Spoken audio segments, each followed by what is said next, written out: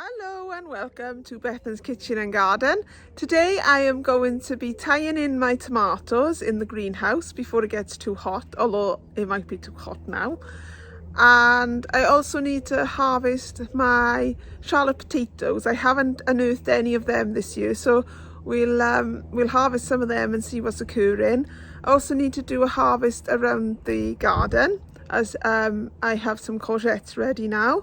So that's the start of courgette getting, hopefully anyway.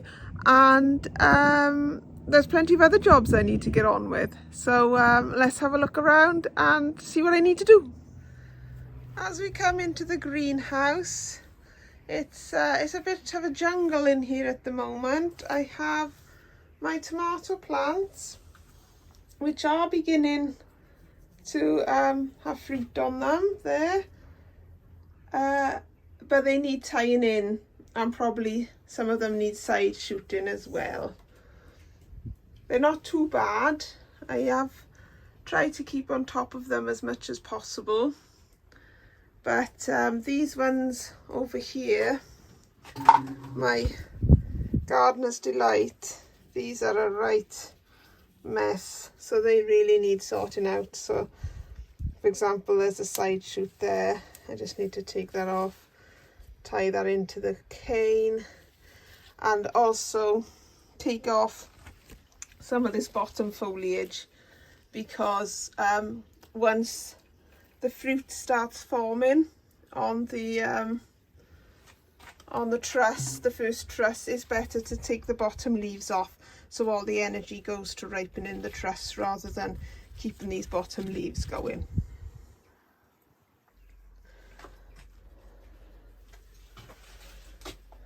My cucumber plants over here, I have one cucumber which I'll be harvesting today, and by the look of this drooping plant I need to give it some water, so I best do that as well. And then if we come down to the aubergine, I have an aubergine growing, yay! Similarly with the tomatoes, the aubergines need side shooting as well, but I don't think I've got any side shoots at the moment to show you. There's this one here, I suppose. That one there, that's a side shoot. So if I take that out, then it'll stop any shoots from growing like you do with tomatoes. So I'll get on and do that now, and I'll show you what it all looks like when I'm done. I've stripped all the leaves up to the first trusses, so it makes it much easier to water the pots now as well, and also it should make my tomatoes ripen quicker. I've tidied up all in the greenhouse, so it's looking much tidier, although it does always look quite drastic when I first take all the leaves off. I do sometimes wonder, have I gone too far? But they've always done okay once I've taken the leaves off. So hopefully they'll start to ripen up a bit now, and we'll have homegrown tomatoes before too long. It's got a good size on these mange ones. When I was doing this one, which is a San Manzano, I'm not entirely convinced that this is going to be any good. This one doesn't look too bad, but there was a lower truss that had brown. I'll show you. I'll try and dig it out of the tub and show you, because I took it off there. But these ones look fine. They look like they're okay. And there's one on there, so they should be forming okay. These cucumbers up here, they have had some water now, and you can see the leaves have picked up quite drastically really in the last 20 minutes. I watered them, and then I went in the house, and I could see down below that all the water that had gathered in the bottom has soaked up to the pot, so I shall give them another water to make sure that they're okay. But another cucumber coming on there, which is great. So when I harvest this one in a couple of days time, hopefully we'll have this one. My aubergine I showed you, and these are these are San Manzano as well, which I showed you just now when I was talking about the plant that didn't look very healthy. Well, these two specimens are looking fine as well. So if I can try and find that bit I took off, let's have a look. There we go. So this was what the tomato looked like, which looks like blight to me, I'm afraid, but I cannot see how. There we are, there's another one here. I cannot see how, if I show you, how the plant right at the bottom of my greenhouse, how that one there would have got blight and the rest here and all around it didn't. So I'm not sure if it is blight or if it's something else. But I'm going to keep my eye on the truss that is growing, and if that looks brown, then it's gone. I thought I'd show you these potatoes because these are my main crop. There's Cara and Maris Piper in here. This is dieback. I don't think this is blight, but I'm showing you now because obviously potatoes and tomatoes both suffer from blight. But to me, this doesn't look like blight. This just looks like natural dieback of the plant. But they shouldn't really be dying back so soon because, well, because they're main crop. They usually go through until August time. So I am wondering if I've got a problem with some compost, because I'm pretty sure that some of the compost that I planted these in was also what I used to plant those San Manzano in. So we'll have to keep an eye on that. And similarly, these ones are Sapo Mira, and they are looking fine, and they were planted slightly later than the other ones, but they seem to be okay. I mean, obviously they're interspersed with thistles there, but I just need to pull them out and that should all be fine. The thistles are coming out of the ground, not the pots. So that's just something I haven't got around to doing. But the potatoes that I want to harvest today are up here. We're in the process of putting the trampoline up for my children, so it's all looking a bit messy at the moment. Yes, these are the potatoes that I want to unearth today. I'll probably do 4 plants and see how those 4 plants are doing. But compared to those ones in the pots down there, which are brown, those Charlottes look much better, and it's not a watering issue because the compost is okay in there. So who knows? So who knows what the issue with those potatoes are? But I suppose we'll only find out when I unearth them, and I don't really want to do that at the moment because I'm not quite ready for all those potatoes. But let's get on and harvest those Charlotte potatoes now and see what we've got from the 4 plants. Well, I thought I better fill you in on what happens next, because I've just been looking through the footage and editing it, and it turns out that I had pressed record when I was setting up my shot. So I had lovely footage of me trying to work out how to use this new camera. And then when it came to filming the potato reveal, I hit what I thought was record, but I was obviously stopping it.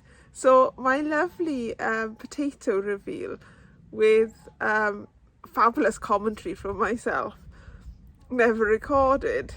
So what you'll see now is the harvest of from 2 seed potatoes, because I had enough from that harvest that I didn't need to unearth the 4 that I was originally going to do. So I thought, well, I better come out and confess that, so you know what was going on, really. So this is the harvest from 2 seed potatoes of the Charlotte variety.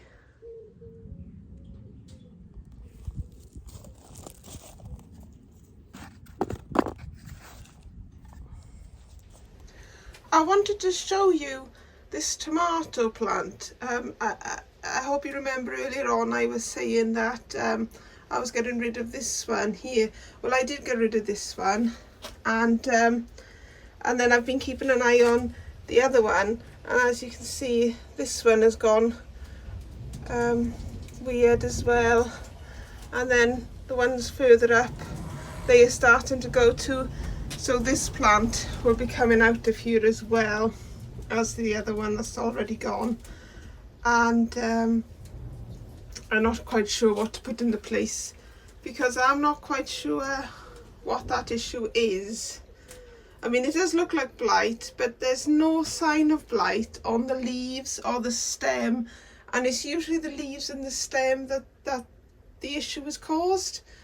So, I mean, there's this little bit here where I took the bottom leaf off, but I don't think that's, I think that's more where I've wounded the plant than anything else. So, so yeah, this plant is going anyway, and not quite sure what will go in its place at the moment. Maybe a couple of cucumbers. But if I bring you round to the other 2 San Manzano plants, these look fine so far anyway. And I was going through what it could be, and there's nothing at the bottom of that either. And I thought maybe it was the seed, but it can't be the seed, because that is old seed, and I've used that seed for the last 3 years, and I've never had this problem before, so I don't think it can be the seed. I'm thinking it might be the compost, but anyway, I'm getting rid of that plant and it's going now, so I'll get on and do that, and then we'll have a look at something else. Well, there they are, 2 empty pots. Well, obviously they're not empty because they got marigolds and basil in it, but you know what I mean. There's nothing that was meant to be in it anyway. So yeah, I'll have a think about what I'm going to put in, and I'll let you guys know.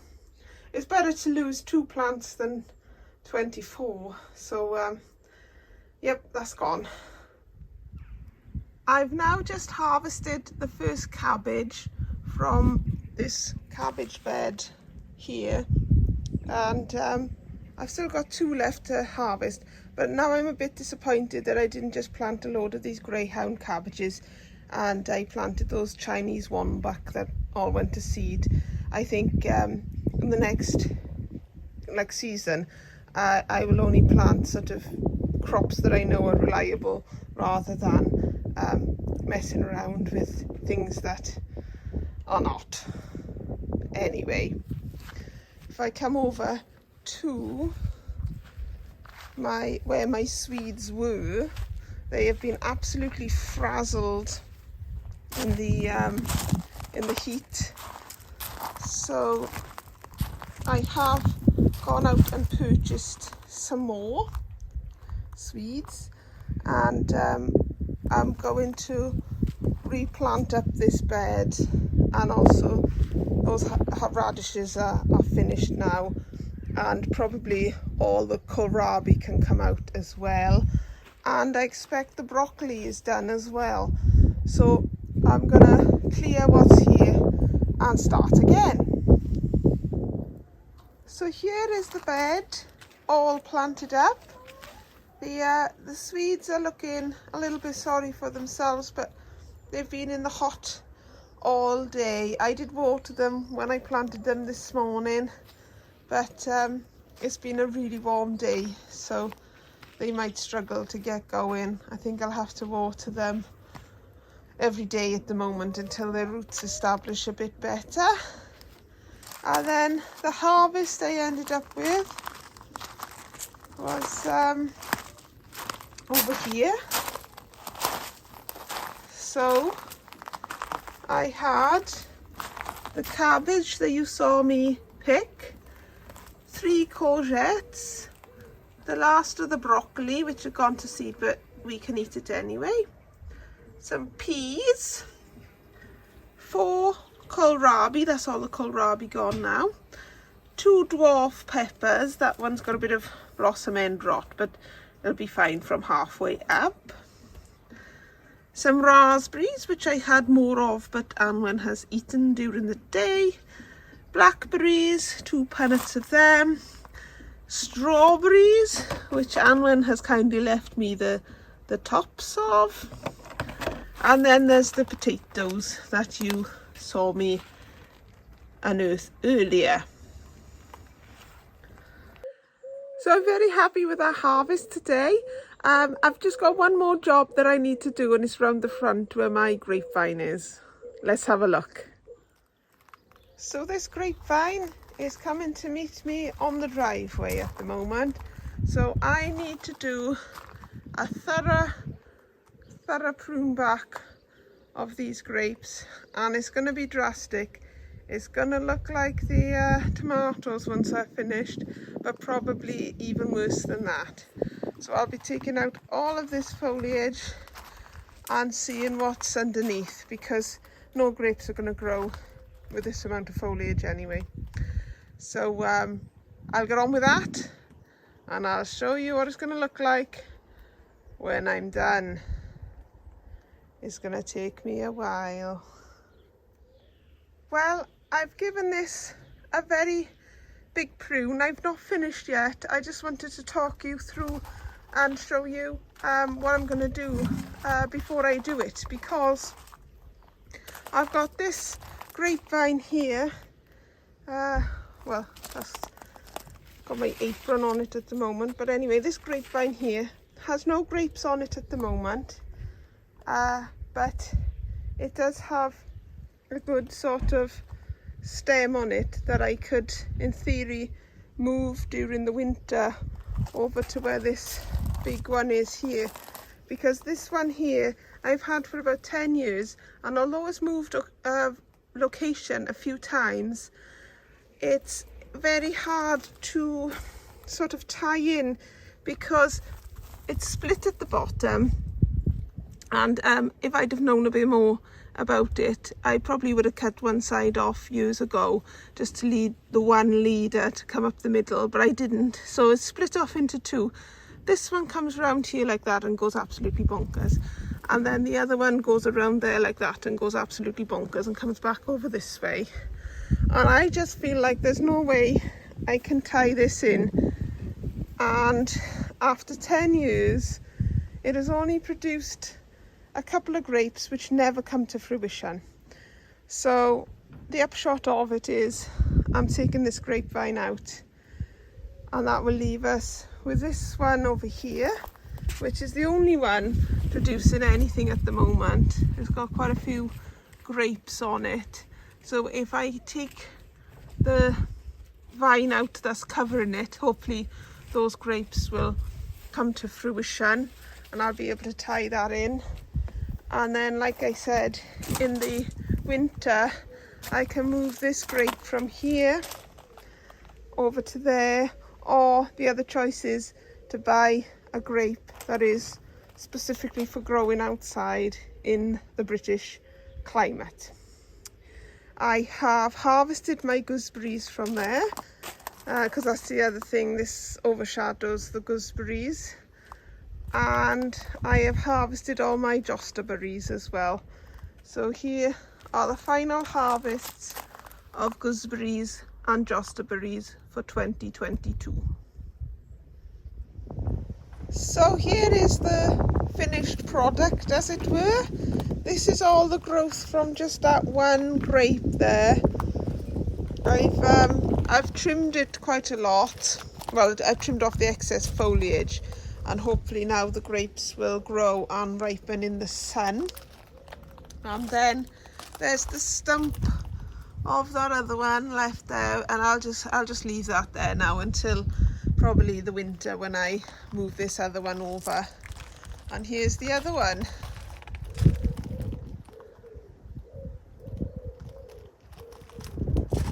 So I am very pleased with how that's looking. It's much tidier and leaves in a lot more light. It means the dahlias that are there can now start to grow because they were absolutely covered by grape foliage, and hopefully those grapes will ripen. So I'm really pleased with getting that job done. I had hoped to get that sort of done March or April time, but I was doing something else then. So the final wiring of the posts will have to happen a bit later. If I get a chance to do this summer, I'll do it this summer, but otherwise it can be a job for the winter when I move the grapevine. So I'm really pleased about that. And that's it from me for today. Thank you very much for watching. And if you join me on the next one, I will probably be trying to sort out the rest of my irrigation system, which is now turning into an irritation system. And maybe I'll be tackling my compost heaps as well. So that's it from me for today. Thank you for watching, liking, subscribing and commenting if you have done so. I really do appreciate it. And all I can say about my work today is lovely job. And take care, everybody.